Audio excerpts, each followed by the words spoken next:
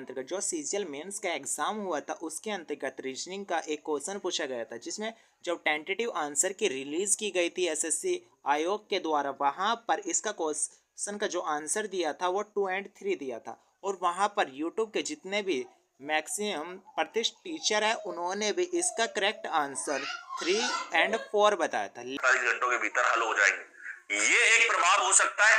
अगर शिकायत की गई है तो बिजली बोर्ड उसकी जांच करेगा, किस कारण से हुआ, ये तकनीकी खराबी हुई है, ये बिल्कुल एक इसका संभावित प्रभाव हो सकता है। अगला, शहर के कई इलाकों में बिजली बोर्ड कार्यालयों के बाहर लंबी कतारें देखी गई।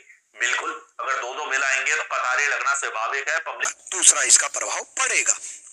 Long queues were seen outside the electricity board office in the many localities. कई इलाकों में बिजली बोर्ड के कार्यालयों के बाहर लंबी कतारें देखी गई। अरे भाई एक बात बताओ, एक बिजली बिल की जगह दो बिजली बिल आ गए तो लोकल लोग, सारे लोग, सिटी एक्स पूरा शहर है, वहाँ के लोग आसपास के बिजली बोर्ड में तो जाएंगे ना, शिकायत तो बताएंगे ना, जाकर के तो बताएंगे कि ये हो क्या रहा है।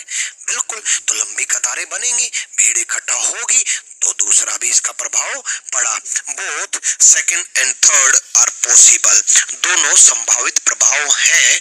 तो ये आपका आंसर। लेकिन अब जो फाइनल आंसर की है उसमें बहुत बड़ा फेरबदल एसएससी के द्वारा किया गया और उन्होंने इसका आंसर केवल 2 संभावित प्रभाव होगा। लेकिन अगर कोई जनरल क्वेश्चन इसे वैसे भी सॉल्व करने बैठेगा तो वो लॉजिकली भी बताएगा कि इसका 2 और 3 करेक्ट आंसर होंगे, क्योंकि जब 2 बिजली बिल आने की सूचना दी गई 1 महीने में, अगर किसी के 2 बिजली बिल आ जाएंगे तो बिजली के कार्यालयों के आगे लंबी लंबी कतारें लगेगी। ये लॉजिकली फंडा है, यानी कि इसे तो बिना पढ़े भी कोई सॉल्व कर इजीली बता देगा कि लंबी लंबी कतारें लगेगी। लेकिन एसएससी ने क्या किया है, इस आंसर का यानी कि जो तीसरा वाला था इसे काट कर केवल 2 आंसर दिया। 2 तो बैठे बैठे गए, लेकिन इस 3 वाले आंसर को काट दिया और उन्होंने आंसर दिया केवल 2 इसका संभावित परिणाम। इस क्वेश्चन में फेरबदल किया गया तो लगभग ये क्वेश्चन दोबारा से एसएससी के कोर्ट में जाने की संभावना होगी।